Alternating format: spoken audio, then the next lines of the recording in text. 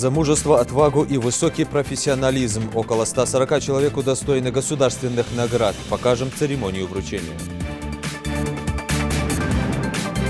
Пришел, увидел и вернул пропажу. 200 тысяч рублей возвращены хозяину благодаря действиям Алихана Терсигова. Но на этом история не закончилась.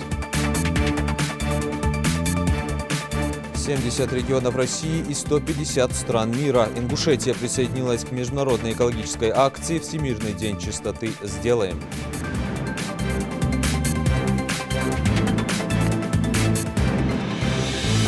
На телеканале «Ингушетия» новости 24. Здравствуйте.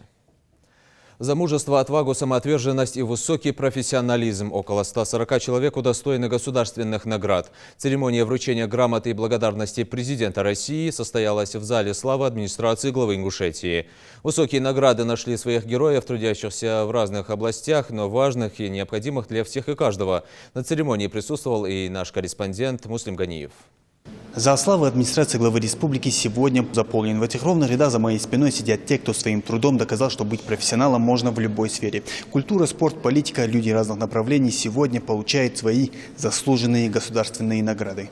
Первым на награждении напомнили о подвиге Магомета Газикова 22-летней давности. 16 апреля 1998 года житель сельского поселения Инарки на своем КАМАЗе ехал в Моздок за строительным песком, но на обратном пути попал в зону боевых действий. Командир группы антитеррора Алексей Чагин предложил Магомету поехать вдогонку за бандитами, которые в тот день обстреляли колонну военных. Магомет согласился помочь, а после они наткнулись на БТР с военными. Обе стороны подумали, что напротив них те самые боевики. В результате короткого боя погиб один боец, а Алексей Чагин получил тяжелое огнестрельное ранение обеих ног, груди и головы. И неизвестно, что было бы, если бы не смелые действия Магомета Газикова, благодаря которому стрельба была прекращена. Магомет Султангиреевич не растерялся и своими решительными действиями, рискуя собой, спас людей. В результате боевых действий 1998 года свои награды получили все участники тех событий. Про Магомета Газикова вовсе забыли. И вот спустя 22 года награда нашла своего героя. За мужество и отвагу, проявленные при исполнении гражданского долга, указом президента страны его награждают орденом мужества.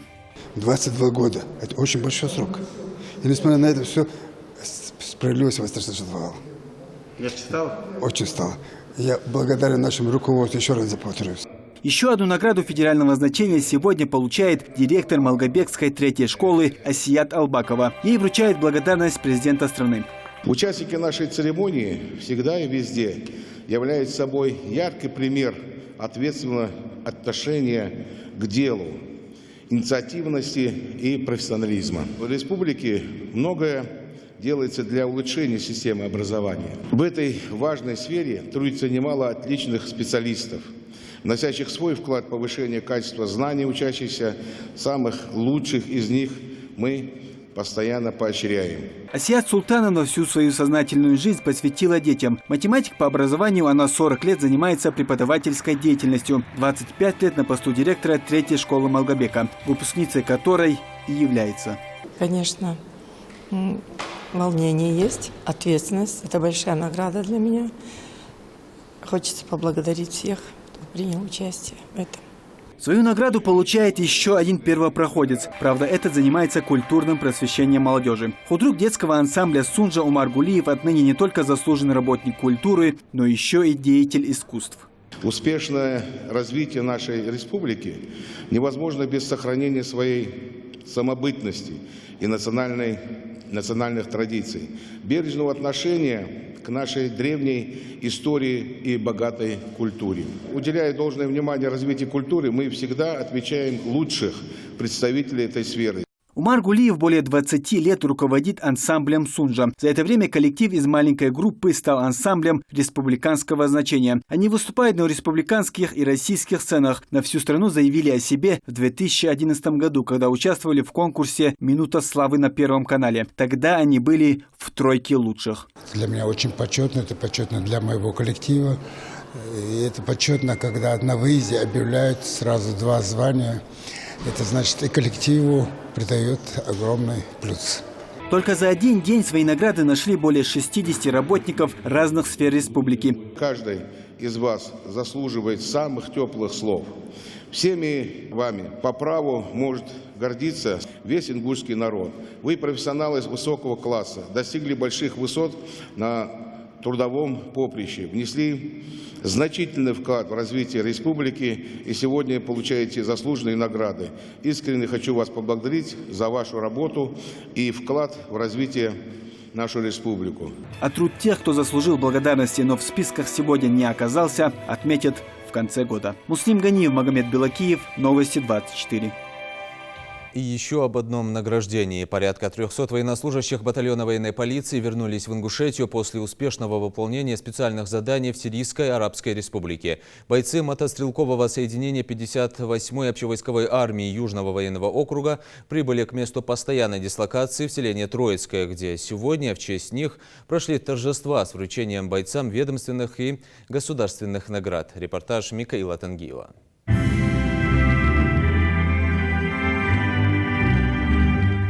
Гимн России и Ингушетии открывает сегодняшнее мероприятие по случаю возвращения батальона военной полиции после успешного выполнения специальных заданий в Сирийской Арабской Республике. С приветственным словом к военнослужащим и словами благодарности за достойную службу обратился заместитель руководителя регионального Миннаца Гилан Ебаров. Вы выполнили свой долг перед Отечеством, перед Россией. Вы продолжили славные традиции ингушского народа. Скоро мы будем праздновать в октябре 250-летие единения Ингушетии с Россией. За эти 250 лет ингушский народ, не нарушив клятву, всегда стоял под знаменами России. Наши предки воевали во всех войнах под российским флагом. Вы сегодня продолжили наши славные традиции. Вы с честью выполнили свой долг, и я думаю, это очень благое дело. Спасибо вам за службу. Несколько месяцев подряд бойцы батальона поддерживали моральный дух мирных сирийских жителей и как могли помогали им в тяжелой ситуации. Сегодня они рады возвращению домой, но в любой момент каждый из них готов вновь приступить к выполнению своих воинских обязанностей. Очень теплая встреча устроена нам от имени команды, от жителей республики, от правительства. Спасибо большое. 6-й раз нас встречают. Батальон вернулся в полном составе, с минимальным потерями выполнил все задачи. Там специфические задачи, но у нас опыт большой, мы справляемся. Для нас это, для личного состава батальона, ну, скажем, ингушского батальона, это задача несложная. Мы ее выполняем с честью, быстро. Это не первая командировка наших военнослужащих в Сирию. В их задачи входила охрана объектов группировки российских войск. Кроме того, батальон обеспечивал правопорядок в освобожденных населенных пунктах и безопасность мирных жителей. Сопровождал гуманитарные колонны. Магомед Харсиев в своем выступлении напомнил бойцам, какую значимость несет их благородная миссия перед Всевышним. Самое ценное в исламе, самая главная ценность в исламе, одна из самых главных – это жизнь человека, сохранение души, сохранение жизни человека. Вы принимали участие, у вас была благородная миссия поддержать мир, стабильность, обеспечить безопасность сирийскому народу. Самая торжественная часть мероприятия – 50 человек из личного состава батальона военной полиции удостаивается ведомственных наград Министерства обороны, и еще 17 отличившимся бойцам вручают высшие государственные награды России.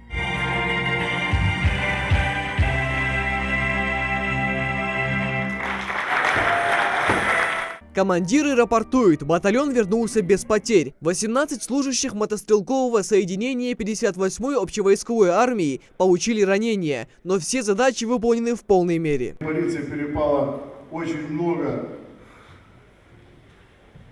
ответственных задач по охране переправы, где практически соприкосновение с бандитизмом они выполняли эту задачу. Где иногда, когда выполняли задачу, над головой свистят пули. И ни один из них, из этих бойцов, не склонил голову в позоре, а достойно, подставляя грудь, выполнил эту задачу. Я действительно горжусь теми бойцами военной полиции, который в 58-й армии служит. Впереди долгожданный отпуск, встреча с родными, а затем снова на службу. Обеспечивать мир и порядок за рубежами нашей большой родины. Михаил Тангиев, Магомед Дидигов, Новости 24. Правительство страны одобрило выделение дотации бюджету Ингушетии. Об этом сообщается на сайте Кабинета министров. Этот вопрос рассматривался на заседании правительства накануне. Средства выделят из резервного фонда. Дотации позволят профинансировать социально значимые расходы Ингушетии и обеспечить устойчивость регионального бюджета. Подошел к банкомату, увидел 200 тысяч наличными, а дальше события разворачивались как в фильме, прямо в центре Назрани. Обнаружив крупную сумму денег, Алихан Дарсигов, ни секунды не раздумывая, бросился в погоню за собственниками. Догнать семью удалось благодаря смекалке и быстрой реакции парня. Узнав о том, что средства предназначались для лечения ребенка, возвращением денег молодой человек не ограничился. Хронологию поучительной истории восстановит Диана Дударова. Через эти банкоматы в Назрани пару дней назад семья из Псидаха сняла 200 тысяч рублей и забыла их на месте. Деньги были предназначены для лечения тяжело больного ребенка. Не окажись в тот день рядом Алихан Дарсигов, неизвестно, как сложилась бы дальнейшая судьба накопленных средств. Супруга у банкомата в тот день он заметил в районе 11 часов утра. Ехал я с базара, и постоянно, когда я домой еду, снимаем деньги здесь, и ехал я домой на тот момент, чтобы снять здесь деньги.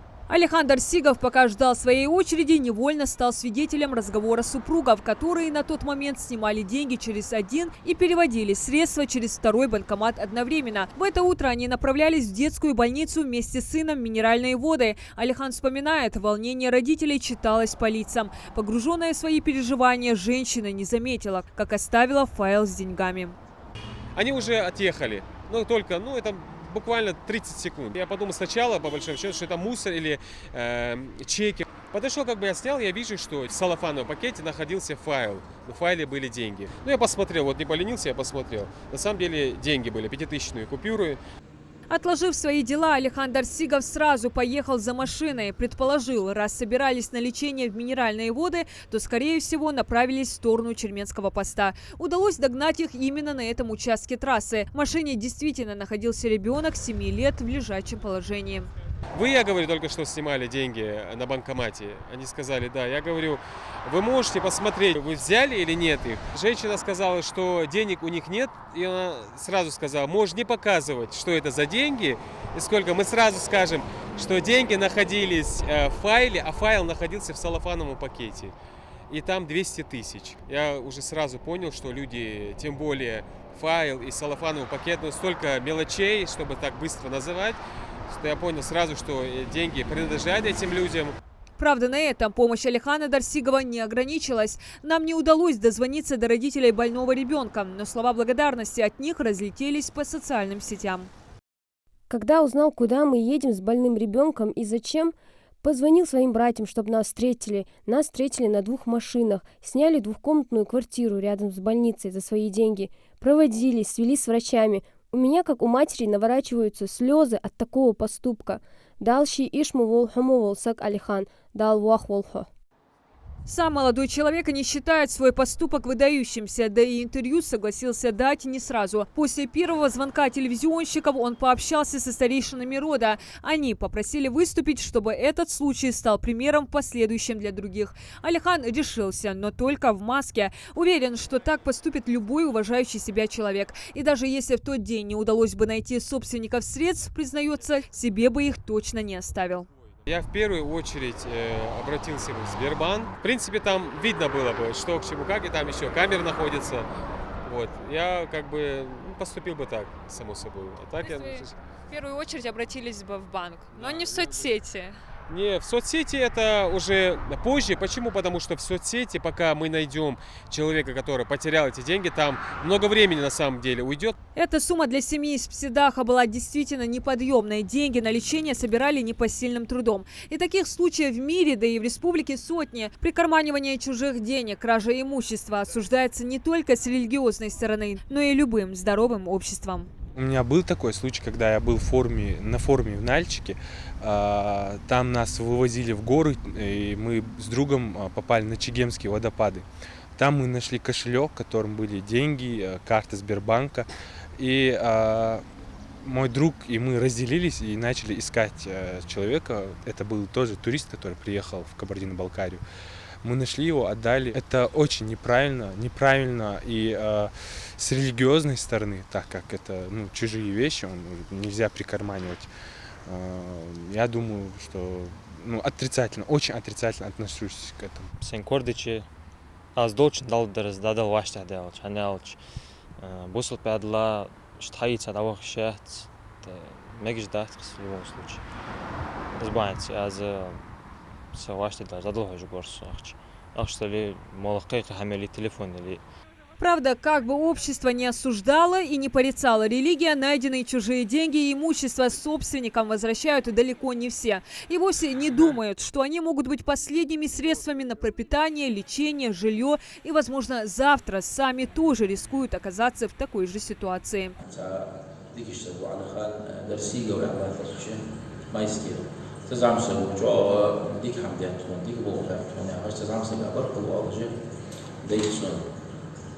Да, посунуло срамсага маркла. Цена азбольки малку получана. цتي بارا خص حمشي ديك حم دمجح دا الحديث خجدو حم حقوش مديالتا مضوج وسكر حديالشي يوتش الحديث عليه الصلاة والسلام الله في عون العبد ما كان العبد في عون أخيه الله سجى ود جوعهم سجى خرج جوعهم سبحش قاتش جوعهم السجى شيء وصل بشي قارصة مضوج خان اقتناخ از قارصة مضوج خانه الله سنحش تشقاش لجي تن قارصة خبور أخذ سودي ديك حمد دي رياس خلصن دال سي دولتن دا تتي بعد شقة نزلوا سنة أسبوع ملخوب الجوا مصوب سجاي. Богословы отмечают поступок Алихана Дарсигова еще один пример того, каким себя воспитывать и должен каждый, не гоняясь за материальными ценностями. Диана Дударова, Майрбек Межуев, Магомед Белакеев, Новости 24. Ингушетия присоединилась к международной экологической акции «Всемирный день чистоты сделаем», которая сегодня объединила 70 регионов России и 150 стран мира. Субботник прошел на прибрежной зоне Назрановского пруда. На уборку территории вышли волонтеры, экоактивисты, представители Минприроды. Очистили берег от мусора, а заодно внесли свой вклад в защиту экологии региона. Сегодня должны органы исполнительной власти проводить субботник прилегающей территории административных зданий, внутри помещения. Также муниципальные образования должны проводить субботник внутри помещения и также прилегающей территории и парковой зоны. Здесь находятся представители администрации, ЖКХ, молодежные организации. Всемирный день чистоты сделаем – это волонтерская акция, цель которой – объединить общество, государство, СМИ и бизнес в одну команду для очистки страны от мусора и сохранения чистоты. Акцент делается на природных территориях – это леса, поляны, берега водоемов. При сборе мусора организуется раздельный сбор отходов там, где это возможно. Помимо этого, команды проводят просветительские акции, продвигают современную систему обращения с отходами, экологичный образ жизни. Я считаю, как минимум раз в неделю субботу надо провести, потому что сейчас не кстати. Это же наш дом. Мы не можем засорять его, мы же свой дом не загрязняем.